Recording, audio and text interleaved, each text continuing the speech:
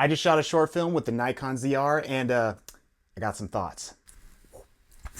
What's up? I'm Royce. I don't know why I did the sound effect with it. And welcome to my channel where I talk about all things film and tech. Now I'm going to talk about my experience shooting my first short film with the Nikon ZR. And before I go any deeper, please check out the short film so you guys can kind of get reference, see the quality and everything. And when I say short film, like it's a literally short film. It's like a little over a minute and a half. So check it out. Let me know what you guys think down in the comments. I'm gonna jump into a behind the scenes clip of me breaking down some of the gear that I used. Then after that, I'm gonna cut back here and go into more detail on some of the stuff and my actual personal experience and my thoughts using the equipment. So here we go.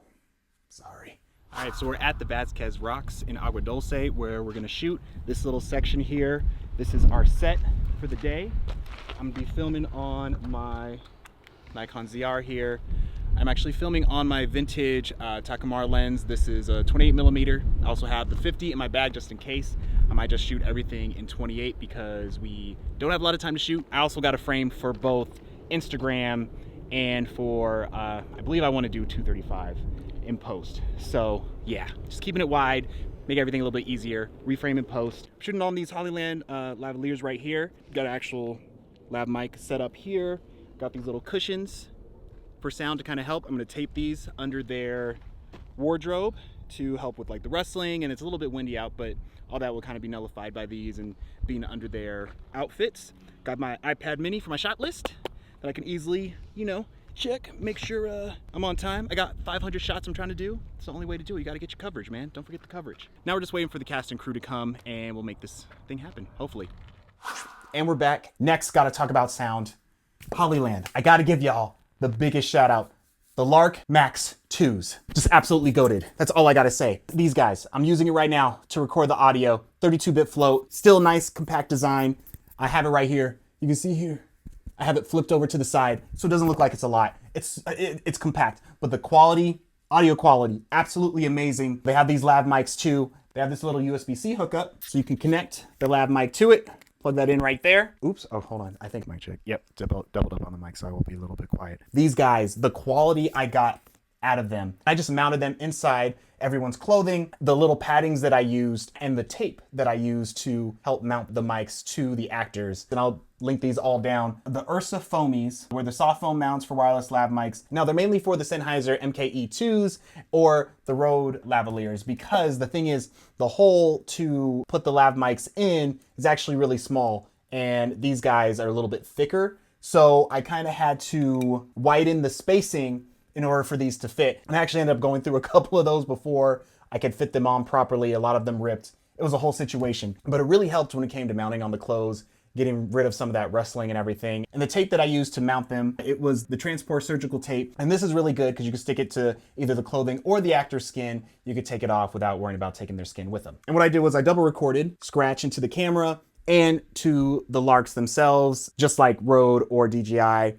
You record straight into here, record the audio, that 32-bit flow, and then you plug this into the computer to get the audio out. Where these are goated, not just in sound. You see what I'm wearing here. These are wireless headphones. Come in this case, but they come with the Lark Max 2s. So I can wirelessly monitor my audio while on set with these little mics. I don't think people are stressing enough how awesome this is. These things can monitor not just the mic itself, they can wirelessly monitor the audio coming out of your camera. And that's what I'm doing right now. That's why I have them in this entire time. So I know exactly what the audio from my Komodo X is going to sound like when I import them into my computer. None of this is sponsored. I paid for all of these with my own money that I have left after feeding my 3 children. Next, I do want to quickly talk about my Takumar lenses because I really loved using these. I love the vintage look that it gave the short, especially in the Western setting. The only thing is, what I didn't think about at the time, these lenses do not do very well in direct sunlight. I was getting crushed, absolutely crushed, and I did not bring a hood. Again, trying to be incognito. We were trying to shoot really fast, but yeah, that really caused another pain. I was able to kind of figure that out with a little solution I do not recommend, but if you got to do it, you got to do it. So it wasn't this specifically, but I took my bounce that I had with me and I kept it folded up because I tried this first fully extended to do this. I had it hovered like this. I had my camera, right, to try and block the sun, which was fine. But for takes that took a little bit longer, I started really feeling this. And I was like, you know what? It's gonna be a great test for the in-body stabilization because, you know, these lenses don't got it. But then this became a problem because there was pretty crazy wind. And so we were getting a lot of, ooh, that stuff. I ended up just folding it up, and it was one of these situations. I kept it tighter. I literally just had it like this or slightly out, kind of angled it. Sometimes they were actually in frame. I had to kind of push in. It was one of those funny situations where when you're down and dirty trying to get the shot, sometimes as ridiculous as you look, as long as the finished product works, it doesn't matter how you get it. But of course, in any other situation, I would have had a matte box or some type of lens hood or covering to help with that situation. But other than that, I loved using these vintage lenses. I got these a long time ago and they've just kind of been collecting dust. So this is the first time I've used them in a while. And yes, I wanted to use them because of the look it gave, but also, just being honest here, it's just us, right? I've been slowly switching over to this Z mount lifestyle. And so these and my one Tamron 28-75 zoom lens, that's all I got right now. I used to be team RF, well, EF before that, switched to RF, was in the L mount for a little bit. That got a little weird. And now I'm here, the Z mount craze, and I'm just been slowly trying to build stuff back up, but also not in a big rush because when I got gigs, I usually just rent lenses. And I got a wife and 3 kids, right? Like I can't be just spending frivolously the way I used to. So it was one of those things of, you know, work with what you got, and we got what we got. But you know, if there are any lens companies so happen to stumble across this channel, you know, if you want to help a brother out, you know, send some lenses to test. I don't need to keep them. That's fine. Let me try them out. I can give my honest opinion, shoot some cool stuff, send them back on your way. One thing before I move on, I had the 28mm and the 50mm Takumar lens. Another downside on these things, they do not match. They don't match at all. These might as well be 2 completely different lenses. So there was definitely some correction I needed to do in color after the fact. The most important thing that you guys want to know, the Nikon ZR. How was the experience? And I have to say, 80% of it was amazing. The other 20%, very annoying. I'm gonna be honest. So first, the 80%. Just how compact this camera is, the size. Just so you guys know, I have this rigged out literally with the small rig hand grip attachment. I didn't even get a full cage. I don't have a top handle, nothing else. Literally just this and my Takumar lens and my audio, my Hollyland Lark Max 2s. That was the whole setup. And then obviously you do need a battery. I used the small rig batteries for the Nikon ZR. They have the USB-C plug right there, so you can just plug in and charge. So I had a couple of these on set, although the shoot only took 3.5 hours, so I only had to swap these once. But what I did use on the side, since we were literally out in the middle of nowhere, I used this small grip battery, which is also kind of like a handle, and you can attach either a light or a camera on here. It's got USB-C inputs and outputs, so you can charge your devices. It has a D-tap output as well. This thing has just been super handy, especially when you're utilizing it with some lights. Plug that over USB-C to keep that powered for, I would say, probably the whole day. So going back to that 80%, the quality that I got after the fact, I shot everything in R3D NE. It was just amazing having that exact same red workflow that I utilize and I'm used to. I'm shooting on my Komodo X right now. I usually don't use that for YouTube videos, but you know, my YouTube camera is in my hands right now, so I had to do a little swapping. But to know that I could just run out, do a really quick shoot, 3.5 hours in a camera in this size and get the same color science, that same red color science, absolutely amazing. And going back to the screen, it was just so nice just to have this. Like, this is all you need right here, and it's large enough to see what I need to see. And even with the sun hitting directly onto the screen, it would have been nice if it reflected that a little bit better, but still really great. And the fact that I only had to swap my battery once, and even with that, towards the end of the shoot, probably within the last like 30, 45 minutes or something like that, that's major, right? Because then it takes away that stress of like, okay, I gotta have like 30 batteries ready to just swap. But the camera's been out for a while. This isn't even a full review of the Nikon ZR yet. There's still so many things I want to do with it. I'm super slow with my reviews because I literally want to make sure I use it in every scenario possible that I would actually personally use it for before I can put my final stamp on it. So still in the process, but we all know the good things. Let's go to that 20% that absolutely drove me crazy. I must note this before I say this. I shot this before the recent update that just came out for the ZR. I believe the 1.1 firmware update. I did not have that installed on this camera. It actually came out like 3 or 4 days after we filmed, and I was very, very sad about that. But this is the first time that the camera actually started glitching out on me. And when I say glitching out, I literally mean, and I wish I could reproduce this for you guys because it's actually happened twice to me now, and I don't know the scenarios, and that's like what's causing it, because they were two completely separate environments. But literally my screen started tweaking out. Like menus and everything started shifting around. It would start and stop recording just like rapidly. And this happened in the middle of a take, a really good take too. You know, in those moments, I was trying not to stress. I was just like, cut, great, great, great. Let's just get that one more time for safety. But literally, as I'm talking, the screen's still like going crazy. But I would say this lasted around 15 seconds, which I feel was 16 seconds too long. And that was like my big like, whoa, whoa, whoa, what's going on with this camera? I've never really had any other main issues with it, other just like little personal quirks.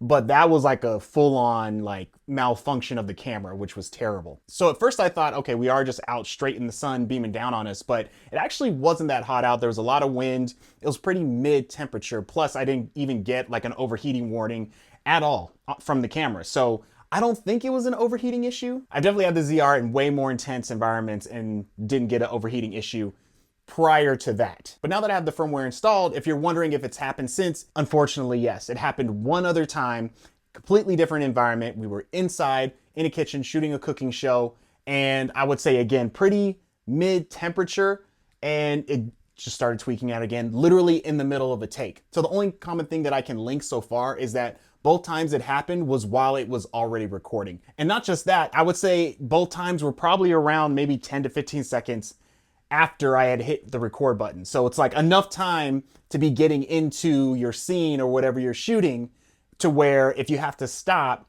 it becomes a problem. Now, since then I have shot some other projects and it has not happened, but the fact that it happened those 2 times, I'm pretty confident that there's gonna be a situation where it will happen again. If you guys have experienced that, or if you know somebody else who has experienced it, definitely drop it in the comments, let me know, because that's definitely something that Nikon should be aware of. And now with the other annoying thing, which I actually found a fix for it not to be as annoying, but it shouldn't have been necessary to begin with, in my opinion. And that's finding a way to get false color onto this camera for proper exposure. And what I did was I utilized a false color LUT that I had purchased from Cinema Tools. They have a whole package for the ZR that comes with false color and a bunch of other exposure LUTs that you can utilize when shooting R3D NE. And this is not sponsored by them or anything. Like I said, I had purchased this myself.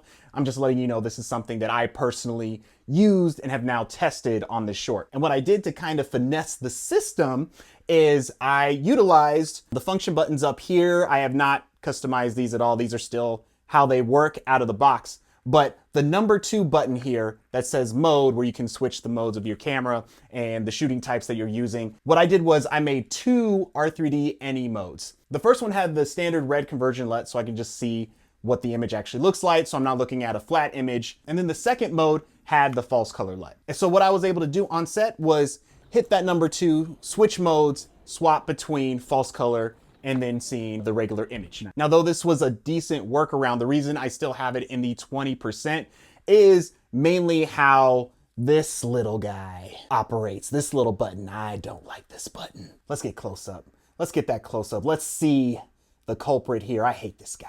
I don't like him. And this switching modes could have been amazing. The problem with this thing, which a lot of other people who have tested this camera have pointed out, it's really hard to precisely press and select things that you want, because sometimes you want to select something and it still thinks, oh, well, you're trying to go right. Oh, you want to go down, up, maybe to the left. I don't know. It just became way more frustrating than it should have been. Now I know from that new update, which I didn't have at the time, they now have that clipping on the histogram. So, you know, you're not, clipping your highlights and everything. But in situations like I was in, harsh lighting, we got shadows everywhere, and I'm quickly switching angles because we're trying to finish this as soon as possible before the park closed. I need more information than just, oh, are my highlights clipping? I need to know if my skin tones are properly exposed and how's that compared to the highlights and everything. Yes, they do have the zebras, but anyone who's used false color just knows that is a much more superior tool, engaging your entire image versus just mid-tone or highlight situation. So even though I was happy with, for the most part, figuring out the situation to trick the camera in a sense to having false color, it just would have been nice if it was built in and there was a button we could just toggle, boom, boom, turn it on, turn it off. So Nikon, please, next update, please give us that. And then I'll be a happy camper. I'll forget everything I just said about this button. So the 80-20 is about where I stand right now using this camera. Again, not the full review yet. I appreciate you guys being patient with me. I work slower than a lot of other people, but to sum all of that up, 80% love this thing. 20% can't stand this thing. And so that's all I'm gonna cover right now. This is kind of a new thing that I'm trying here, going into detail from a short film that I shot. I wanna do more of this type of stuff. So let me know what you guys think down in the comments. If you like this, if you want me to go into more detail about some other things, like I know I have my iPad with me, how I did my shot list. If you're interested in that type of stuff, what apps I use to help with that process, definitely let me know. So yeah, that's it for this video. If you liked it or if you found it helpful, please like and subscribe to the channel to see more content like this. It really helps and means a lot. And again, if you're a lens company, just think about it. You know, again, just send them. I'll send them back. Whatever. I'll see y'all in the next one.